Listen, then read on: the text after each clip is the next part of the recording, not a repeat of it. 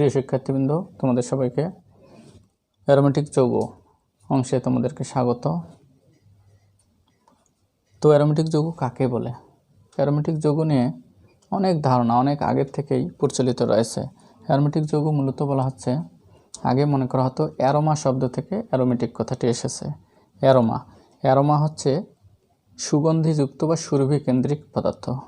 আগে মনে করা হতো যে সকল যৌগের মধ্যে সুন্দর গন্ধ আছে তারাই অ্যারোমেটিক যৌগ, কিন্তু কালের বিবর্তনে এই ধারণাটি মানুষের ভুল প্রমাণিত হয়েছে।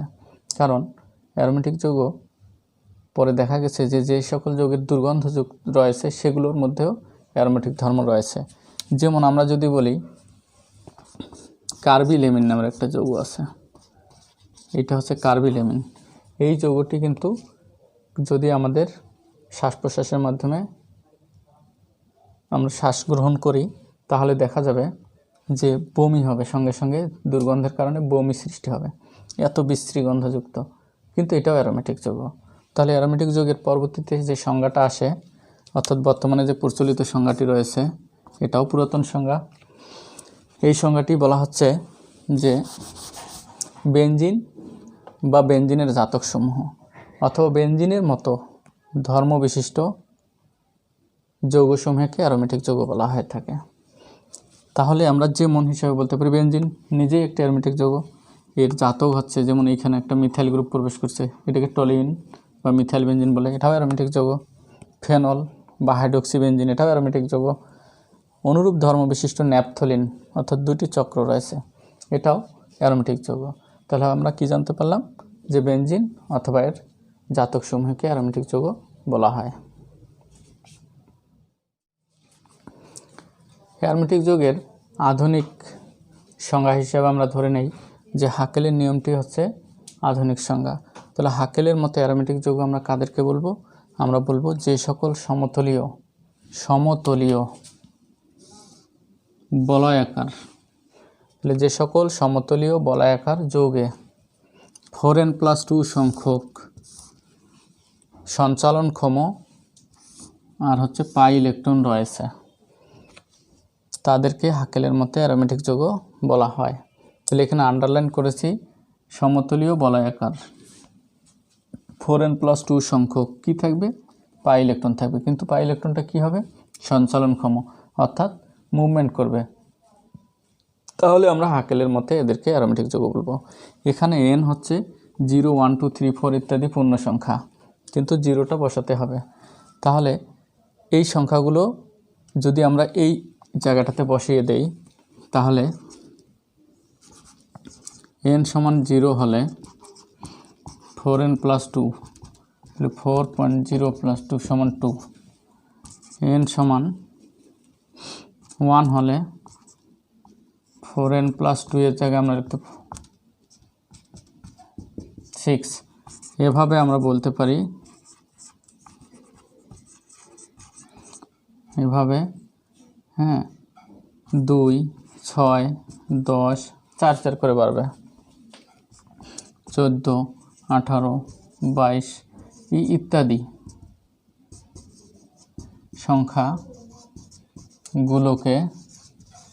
এই সংখ্যাগুলোকে আমরা হাকেল সংখ্যা বলতে পারি, হাকেল সংখ্যা বলে। তাহলে যে সকল সমতলীয় বলয়াকার যৌগের মধ্যে সঞ্চালনক্ষম পাই ইলেকট্রনগুলো রয়েছে তার সংখ্যাগুলো এই সংখ্যাগুলোর সাথে মিলে যাবে, তাদেরকে আমরা অ্যারোমেটিক যৌগ বলবো। তবে যদি বেনজিন বলয় হয়, বেনজিন বলয় থাকলে n সমান আমরা বলয় সংখ্যাও বলতে পারি, বলয় সংখ্যার সমান। অর্থাৎ যদি একটা বেনজিন বলয় থাকে তাহলে n এর মান 1 বলবো, 2টা বেনজিন বলয় থাকলে 2, 3টা থাকলে 3। কোনো ক্ষেত্রে বেনজিন বলয় থাকে না, অর্থাৎ হেটারোসাইক্লিক যৌগগুলোর ক্ষেত্রে, সেই ক্ষেত্রে আমরা এই ভ্যালুগুলোর সাথে মেলানোর চেষ্টা করব, অর্থাৎ হাকেল সংখ্যাগুলোর সাথে আমরা মেলানোর চেষ্টা করব। তো এই ক্ষেত্রে আমরা একটা জিনিস আমরা লক্ষ্য করব, উদাহরণ দুটো দিয়ে দেই।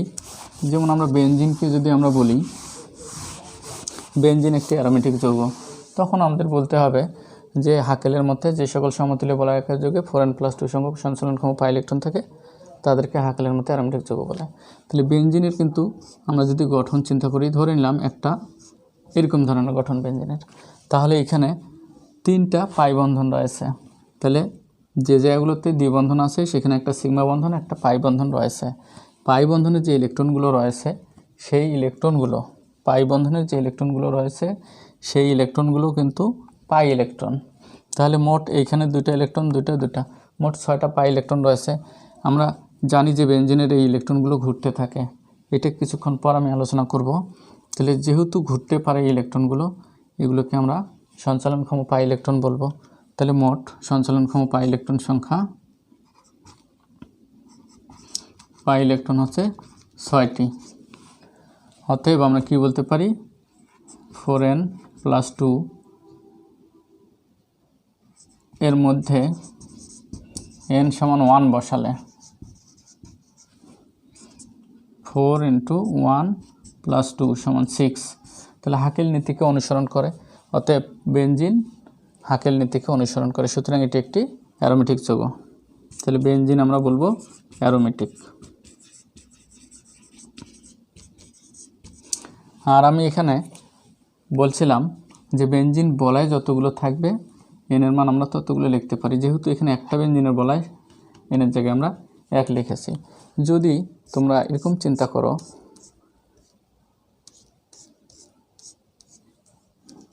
যে আমরা ন্যাপথলিনের মধ্যে কিন্তু একটা এক বন্ধন, একটা দ্বিবন্ধন, একটা এক বন্ধন, একটা দ্বিবন্ধন এরকম অবস্থায় রয়েছে। এগুলোকে বলা হচ্ছে একান্তর দ্বিবন্ধন। তাহলে এটা দ্বিবন্ধন, এটা ফাঁকা, এটা দ্বিবন্ধন, এটা ফাঁকা, এটা দ্বিবন্ধন, এইটা তাহলে ফাঁকা থাকবে, এটা ফাঁকা, এটা দ্বিবন্ধন। তাহলে এগুলো হচ্ছে একান্তর, একটা দ্বিবন্ধন, একটা এক বন্ধন, অর্থাৎ এর মধ্যে বন্ধনগুলো এরকমভাবে রয়েছে। তাহলে মোট 5টা পাই বন্ধন। সঞ্চালনক্ষম পাই ইলেকট্রন কয়টি? পাই ইলেকট্রন 10টি। যদি আমরা 4n + 2, এখানে যেহেতু 2টা বেনজিন বলা, এখানে 2 যদি লিখে দেই, 4 × 2 + 2 = 10। অতএব এটাকেও আমরা বলতে পারি এটা একটা অ্যারোমেটিক যৌগ। হাকেলের সংজ্ঞার মধ্যে আমরা যে মূল কি পয়েন্টগুলো পেয়েছিলাম সেটা হচ্ছে সমতুল্য হতে হবে যৌগটিকে। তাহলে সমতুল্য যৌগ হতে গেলে সমতল কি? আমরা জানি কার্বন পরমাণু 3 প্রকার সংকরিত থাকে। sp, যেহেতু জৈব যৌগ সুতরাং এগুলো কার্বনের যৌগ, আর কার্বনের যৌগগুলোর মধ্যে কার্বনই হচ্ছে মূল পরমাণু। তাহলে কার্বন পরমাণুটা 3 প্রকার সংকরিত, sp, sp2, sp3। তো আমরা যদি sp সংকরিত লক্ষ্য করি তাহলে সংকরিত অরবিটাল কিন্তু এরকম হয়। sp যদি 3 আমরা কল্পনা করি তাহলে সংকরিত অরবিটালগুলো এরকম হয়। sp2 এরকম, sp3 হলে সংকরিত অরবিটালগুলো এরকম চতুস্তলিক। তো আমরা দেখব এটা কিন্তু সমতলে থাকতে পারে।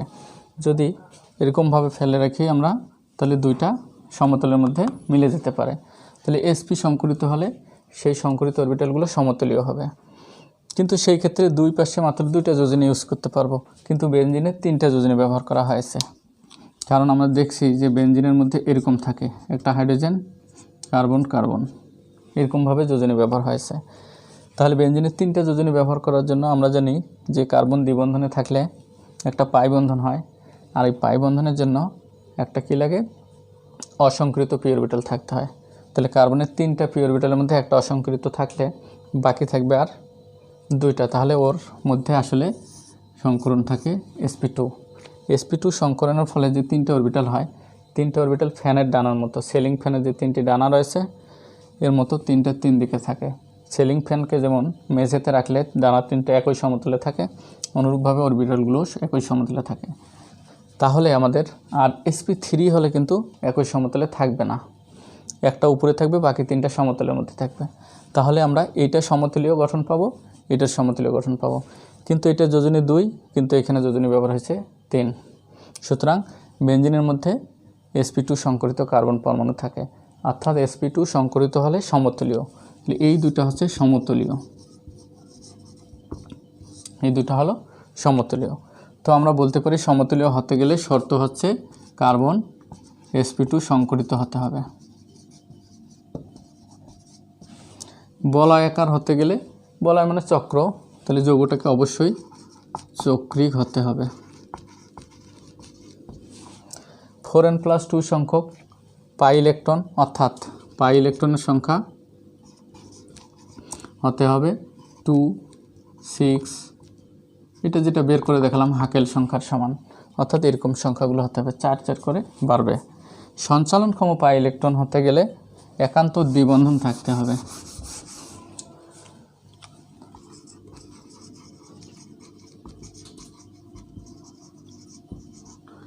তাহলে থাকতে হবে যাদের মধ্যে একান্ত দ্বিবন্ধন আছে শুধুমাত্র তাদের ইলেকট্রনগুলো সঞ্চালিত হতে পারে। কিন্তু একান্ত দ্বিবন্ধন না থাকলে যদি অনিয়মিত দ্বিবন্ধন থাকে, অর্থাৎ কনজুগেট পরপর লাগানো থাকে, এটাকে বলছে কনজুগেট দ্বিবন্ধন, তাহলে কিন্তু হবে না। অথবা ডিস্টেন্স যদি থাকে দুইটা বন্ধন পরপর, তবু এরা সঞ্চালনক্ষম হবে না। তাহলে কোনো একটা যৌগ যদি হাকেল নিয়মকে মানতে হয় তাহলে তার মধ্যে কার্বন পরমাণু sp2 সংকরিত হতে হবে, বলয়াকার হতে হবে, আর ইলেকট্রন সংখ্যা হাকেল সংখ্যাগুলো সমান হতে হবে, আর ইলেকট্রনগুলো সঞ্চালনক্ষম হতে হবে। এর জন্য যে দ্বিবন্ধনগুলো থাকবে সেগুলো কি হতে হবে? একান্ত দ্বিবন্ধন হতে হবে। আমরা এখন দেখব বেনজিনের মধ্যে ইলেকট্রনগুলো কিভাবে সঞ্চালনক্ষম এবং তার গঠনটা কি রকম সেটা আমরা লক্ষ্য করব। তাহলে বেনজিনের আমরা যদি গঠন লক্ষ্য করি তাহলে প্রথমত বেনজিনের কার্বন পরমাণু কি সংকরিত? sp2 সংকরিত। তাহলে sp2 হলে একটি p অরবিটাল কি থাকে? একটি p অসংকরিত থাকে। তাহলে বেনজিনের মধ্যে এটাকে p ধরলাম, p জেডটা অসংকরিত রয়েছে। তাহলে বেনজিনের মধ্যে sp2 সংকরিত আর একটা p অরবিটাল অসংকরিত অবস্থায় থাকে। তাহলে সবগুলো অর্থাৎ 6টা কার্বন পরমাণু 6টায় sp2 সংকরিত। sp2 সংকরিত হলে 3টা সংকরিত অরবিটাল থাকে। এই সংকরিত অরবিটাল 3টি আমরা আঁকবো কীভাবে? তো প্রথমত আমরা বেনজিনের একটা কাঠামো অনুভূমিকভাবে চিন্তা করব। তো এর সংকরিত অরবিটালগুলো এইভাবে এমনভাবে আমরা আঁকবো যেন এটার সাথে এটা মিলে যায়। 3টা সংকরিত অরবিটাল, এরও কিন্তু 3টা সংকরিত অরবিটাল থাকবে।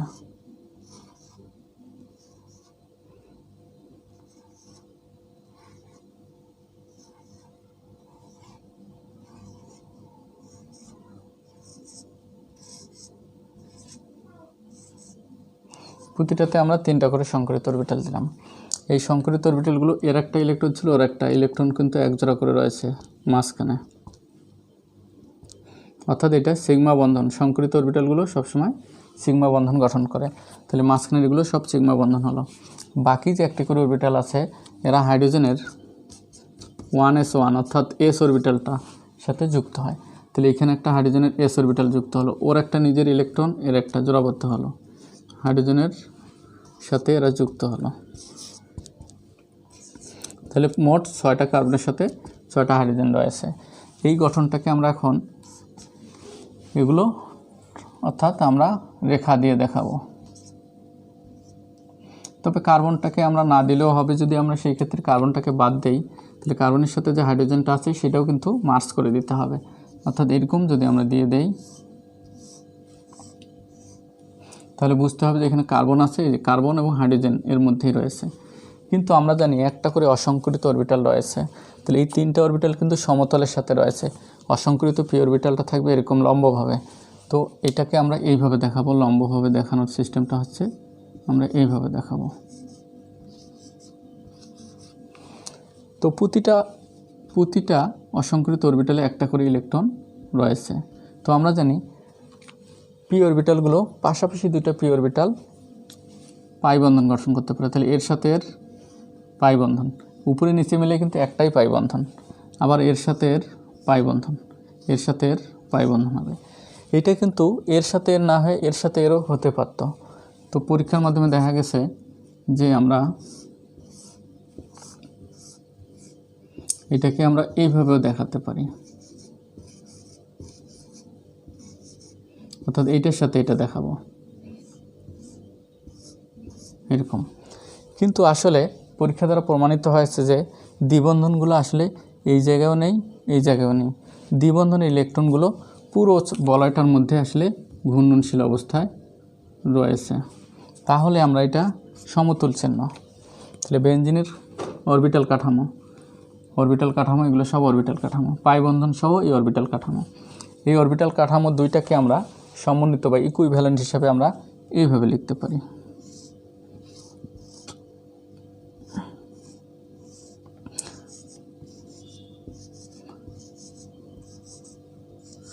পাই বন্ধনগুলো নির্দিষ্ট দুইটা পরমাণুর মধ্যে সীমাবদ্ধ না থেকে এরা সব দিকেই একদম ওভারল্যাপিং, অর্থাৎ চতুর্দিকের সাথে চতুর্দিকেরগুলো পাই বন্ধনগুলো মিলেমিশে একাকার হয়ে যায় এবং ইলেকট্রনগুলো ইচ্ছামতো এদিক থেকে ঘুরতে থাকে। তাহলে মোট ঘুরে কিন্তু 6টা ইলেকট্রন। এই কারণে বলা হয় সঞ্চালনক্ষম, অর্থাৎ পাই বন্ধন গঠনের মাধ্যমে সঞ্চালিত হয় 6টা ইলেকট্রন। এই জন্য একে বলা হচ্ছে সঞ্চালনক্ষম পাই ইলেকট্রন। তাহলে বেনজিনকে আমরা এইভাবে না দেখিয়ে আমরা কি দেখাই, এইভাবে গোল করে দেখাই। অর্থাৎ এই গোল মানে হচ্ছে কোনো ফুটবল না বা কোনো আন্ডা না, হ্যাঁ, এটা হচ্ছে প্রকৃতপক্ষে 6টি সঞ্চালনক্ষম পাই ইলেকট্রন, অর্থাৎ ঘুরতেছে পাই ইলেকট্রনগুলো।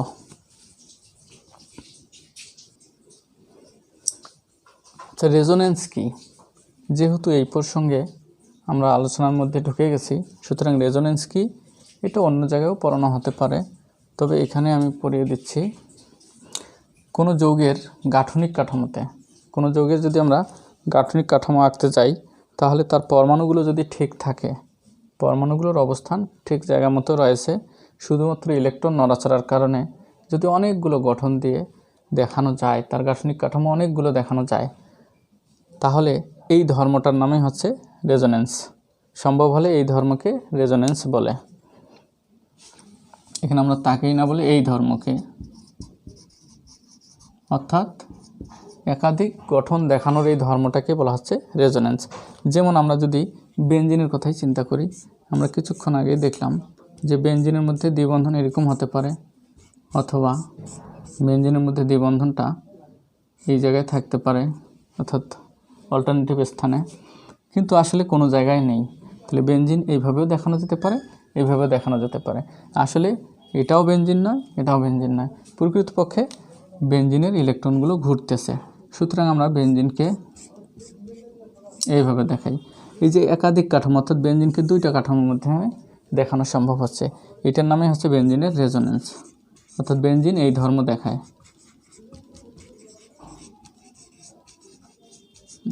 অন্যান্য যৌগের 5টা 6টা 7টা পর্যন্ত রেজোনেন্স হতে পারে, বেনজিনের যেমন রেজোনেন্স কাঠামো 2টি। তাহলে বেনজিনকে আমরা সংক্ষেপে এইভাবে দেখানোটাই সবচেয়ে উত্তম।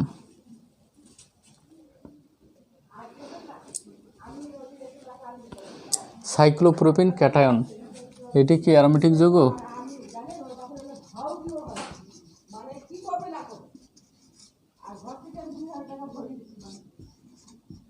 অ্যারোমেটিক যৌগ কি না? তাহলে এই প্রশ্নের উত্তরে বলা যায়, যদি এটা তো বেনজিনের মতো কোনো গঠনই নেই, সুতরাং এটা বেনজিনের সংজ্ঞা দিয়ে আমরা দেখাতে পারবো না। তাহলে এটাকে আমরা অবশ্যই হাকেল নিয়ম অনুসারে বলবো। প্রথমে বলবো হাকেল নিয়মটি, হ্যাঁ, আমরা প্রথমে কি বলবো, হাকেল নিয়ম, এটা লিখব। তারপর আমরা দেখব যৌগটা কি বলয়াকার এবং এর ইলেকট্রনগুলো সঞ্চালনক্ষম কি না। তো যদি আমরা এটা এমনি দেখে বুঝতে পারবো না সঞ্চালনক্ষম কি না, তাহলে এর মধ্যে এখানে ইলেকট্রন ঘাটতি রয়েছে। এই কার্বন পরমাণু যেহেতু দ্বিবন্ধন আছে, সুতরাং এটা sp2 সংকরিত, এটা sp2 সংকরিত, এটাও sp2 সংকরিত, অর্থাৎ এখানে sp2 সংকরিত কার্বন পরমাণু রয়েছে। এর মধ্যে রেজোনেন্স ধর্ম রয়েছে, অর্থাৎ এর রেজোনেন্সটা যদি আমরা এরকম চিন্তা করি, এটা প্লাস, এইখানকার ইলেকট্রনগুলো এখানে পাই বন্ধনে যে 2টা ইলেকট্রন আছে, এরা ঘুরে অনাবর্ত ঘুরতে থাকে। তাহলে এই জায়গা থেকে এই জায়গায় যায়, তাহলে এই জায়গায় যখন যাবে তখন কিন্তু ইলেকট্রন ঘাটতিটা এখানে থাকলো না, এইখানকার ইলেকট্রনটি এখানে শিফট হয়ে গেল, তাহলে এই জায়গাটা ইলেকট্রন ঘাটতি, তাহলে প্লাস চিহ্নটা এখানে হলো। আবার পরের বার কি হয়, এটা এইখানে আসে, তখন এইখানে ঘাটতি হলো। তাহলে যেহেতু এর মধ্যে ইলেকট্রনগুলো সঞ্চালনক্ষম, সুতরাং আমরা বলতে পারি এটা বলয়াকার, ইলেকট্রনগুলো সঞ্চালনক্ষম, sp2 সংকরিত। এখন শুধু মেলাবো আমরা হাকেলের মধ্যে ইলেকট্রন সংখ্যা কতটি। এখানে সঞ্চালনক্ষম ইলেকট্রন মাত্র 2টি, অর্থাৎ পাই বন্ধনে 1টি রয়েছে, একটি বন্ধনে 2টি ইলেকট্রন থাকে। তাহলে এখানে সঞ্চালনক্ষম পাই ইলেকট্রন সংখ্যা মাত্র 2টি, সঞ্চালনক্ষম পাই ইলেকট্রন সংখ্যা 2টি। তো সঞ্চালনক্ষম পাই ইলেকট্রন সংখ্যা যদি হাকেল সংখ্যার সাথে মিলে যায় তাহলে আমরা বলবো যে যৌগটা আসলে অ্যারোমেটিক। তো অতএব আমরা কি বলবো 4n+2, এইখানে যদি 4n এর জায়গায় এখানে কোনো বলয় নাই বেনজিন, তাহলে বেনজিন বলয়ের সংখ্যা যদি একটা হতো তাহলে 1 লিখতাম, এখানে বেনজিন বলয় নাই, সুতরাং 0+2 সমান কী দাঁড়াচ্ছে, এখানে হচ্ছে 2। তাহলে হাকেল নিয়ম মেনে চলে এটা, অর্থাৎ হাকেল সংখ্যার সাথে মিলে গেছে।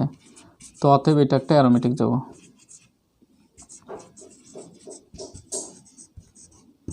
সুতরাং এটি একটি অ্যারোমেটিক যৌগ। এখানে আরেকটি যৌগ দেওয়া হয়েছে, এই যৌগটা হচ্ছে সাইক্লোপ্রোপিন অ্যানায়ন, অ্যারোমেটিক যৌগ কিনা। তাহলে একই রকম হাকেল নিয়মটি আগে বলতে হবে, বলার পর বলতে হবে যে এটার মধ্যে এটা যৌগ বলয়াকার, sp2 সংকরিত মানে সমতলীয়, এবং এর মধ্যে কিন্তু পাই বন্ধনটা ঘূর্ণনশীল অবস্থায় রয়েছে। কিন্তু দুঃখের বিষয় যে পাই বন্ধন গঠনের মাধ্যমে যে ইলেকট্রনগুলো ঘোরে, সঞ্চালনক্ষম পাই ইলেকট্রন সংখ্যা কিন্তু 4টি, অর্থাৎ এই দুটাও কিন্তু পাই বন্ধন গঠনের মাধ্যমে ঘুরতে থাকে। তাহলে এখানকার দুইটা, এখানকার দুইটা, মোট 4টা ইলেকট্রন। তাহলে সঞ্চালনক্ষম পাই ইলেকট্রন সংখ্যা 4টি।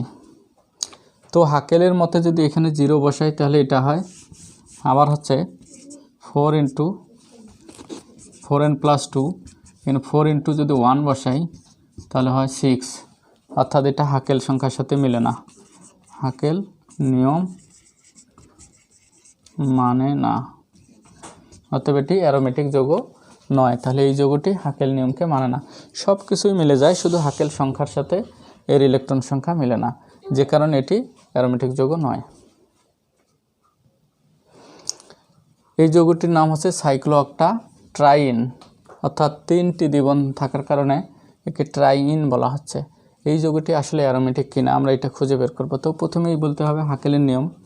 তো এখানে যৌগটা কি বলয়াকার,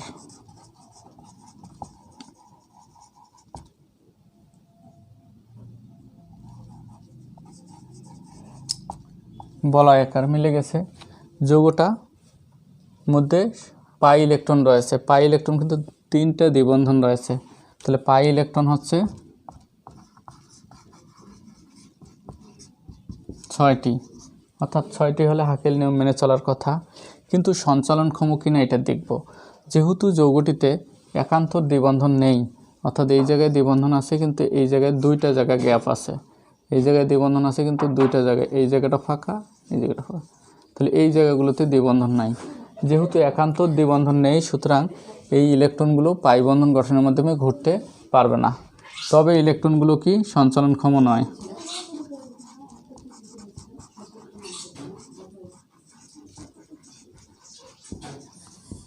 অতএব এটি অ্যারোমেটিক যৌগ নয়।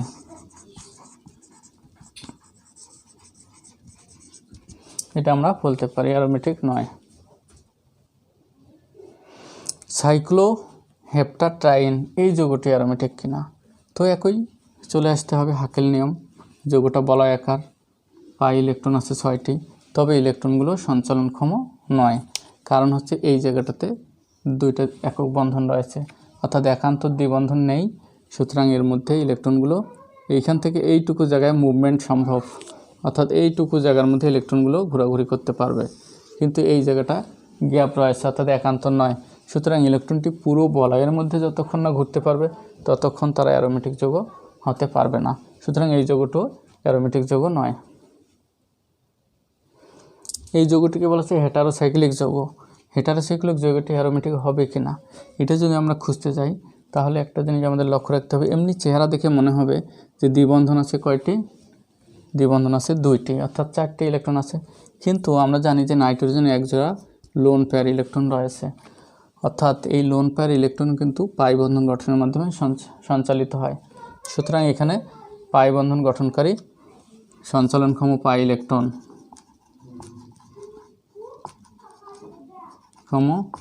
পাই ইলেকট্রন সংখ্যা 6টি। অতএব যৌগটি অ্যারোমেটিক। হাকেলের নিয়মে 4n+2। এইখানে আমরা বেনজিন চক্র নেই, 0 বসালে কিন্তু হবে না। তাহলে এখানে আমরা হাকেল সংখ্যা অর্থাৎ 0, 1, 2, 3 বসিয়ে যে সংখ্যাগুলোর সাথে 6 মিলে যদি যায় তাহলে আমরা বলবো যে এটা অ্যারোমেটিক যৌগ। তাহলে 4 × 1 + 2 = 6 হাকেল নিয়ম মানে।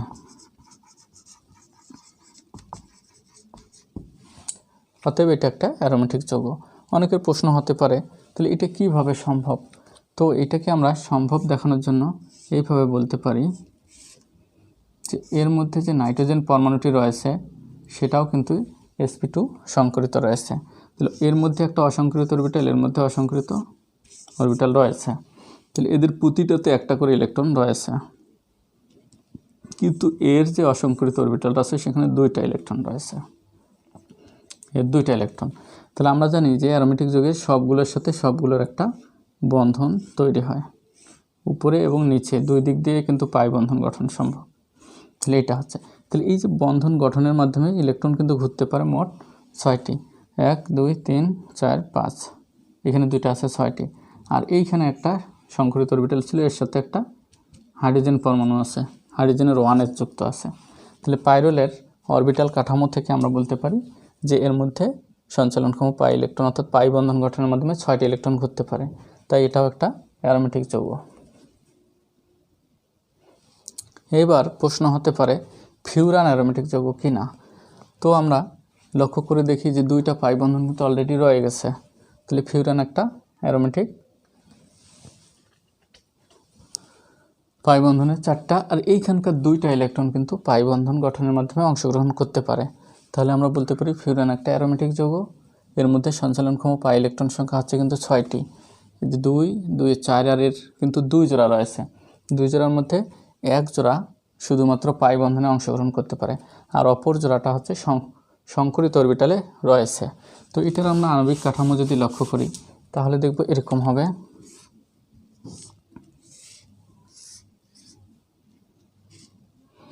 অক্সিজেন পরমাণু কিন্তু sp2 সংকরিত থাকে। তো এই sp2 সংকরণের ফলে এর একটা অসংকরিত, প্রতিটাতে একটা করে ইলেকট্রন রয়েছে, কিন্তু এর উপরে 2 জোড়া আমরা ইলেকট্রন দেখতে পাচ্ছি। এর সংকরিত অরবিটালগুলোর মধ্যে এই পাশে একটা, এই পাশে একটা, যাদের একটা করে ইলেকট্রন থাকে সংকরিত অরবিটাল, অর্থাৎ অক্সিজেনের সংকরিত অরবিটাল sp2 হলে এরকম হয়, একটাতে থাকে 2টা আর বাকিগুলোতে থাকে একটা করে। তো যেগুলোতে একটা করে আছে তারা এই পাশে কার্বনের সাথে আর একটা এই পাশে কার্বনের সাথে, এইটা অরবিটালে 2টা ইলেকট্রন আছে, তাহলে এই অরবিটালটা এই পাশে আছে। তাহলে ওই সংকরিত অরবিটাল কখনোই কিন্তু পাই বন্ধন গঠন করতে পারে না, আর এটা কিন্তু সমতলের সাথে থাকলে এটা কিন্তু পাই বন্ধনে অংশগ্রহণ করতে পারবে না। পাই বন্ধন হতে গেলে কি হতে হবে, লম্বভাবে থাকতে হবে। তাহলে আর একটা অসংকরিত অরবিটালের রয়েছে, সেখানেও কিন্তু 1 জোড়া ইলেকট্রন রয়েছে। তাহলে তোমরা দেখো যে যদি এদের মধ্যে পাশাপাশি বন্ধন হয় তাহলে এইটা কিন্তু পাশাপাশি আসছে না, তাই এটা কিন্তু পাই বন্ধনে অংশগ্রহণ করতে পারে না। তাহলে শুধু পাই বন্ধনে অংশগ্রহণ করতে পারে, 2 জোড়া লোন পেয়ার থাকলেও শুধু 1 জোড়া অংশগ্রহণ করতে পারে, কারণ ওই 1 জোড়া অসংকরিত পি অরবিটালে থাকে। তাহলে এইটার ক্ষেত্রে এরকম ঘটে থাকে, উপরেরগুলো আগে জয়েন করে দিলাম, নিচেরগুলো জয়েন করে দিলাম, অর্থাৎ এখানে মোট 6টি ইলেকট্রন সঞ্চালনক্ষম থাকতে পারে, তাই ফিউরানও একটি অ্যারোমেটিক যৌগ। এখানে পিরিডিন, এটাও হেটারোসাইক্লিক যৌগ। পিরিডিন অ্যারোমেটিক যৌগ কিনা, তাহলে পিরিডিনের মধ্যে বেনজিনের মতোই গঠন দেখা যাচ্ছে, তবে কার্বন হচ্ছে 5টি, একটা হচ্ছে নাইট্রোজেন। এটার মধ্যে যেহেতু সঞ্চালনক্ষম অর্থাৎ দ্বিবন্ধনে রয়েছে 3টি, অর্থাৎ সঞ্চালনক্ষম পাই ইলেকট্রন সংখ্যা, পাই ইলেকট্রন হচ্ছে 6টি, অতএব এটি একটি অ্যারোমেটিক যৌগ। ব্যাখ্যা দিতে হবে আগেরগুলোর মতোই, হাকেল নিয়ম আগে বলতে হবে। 4n+2 এর ক্ষেত্রে n এর মান 1 বসালে 6 হয়, সুতরাং 6 এর সাথে এর সঞ্চালনক্ষম পাই ইলেকট্রন সংখ্যা মিলে যায়, অতএব পিরিডিন একটি অ্যারোমেটিক যৌগ। অপরদিকে এখানে একটা আমরা চিত্র দেখতে পাচ্ছি, এটাকে বলা হচ্ছে থায়োফিন। থায়োফিনও একটি অ্যারোমেটিক যৌগ। এর আগে যেমন পাইরোল, তারপরে আমি দেখাইছি ফিউরান, হ্যাঁ ফিউরানের মতোই কিন্তু এর গঠন একই রকম, শুধু অক্সিজেনের জায়গায় সালফার হবে, তাই এটিও একটি অ্যারোমেটিক যৌগ। তো ঠিক আছে, আজকে এই পর্যন্ত থাকলো। আগামী দিনে অ্যারোমেটিসিটি ও অন্যান্য বিষয়গুলো আলোচনা করা যাবে। সবাই ভালো থাকো, সুস্থ থাকো।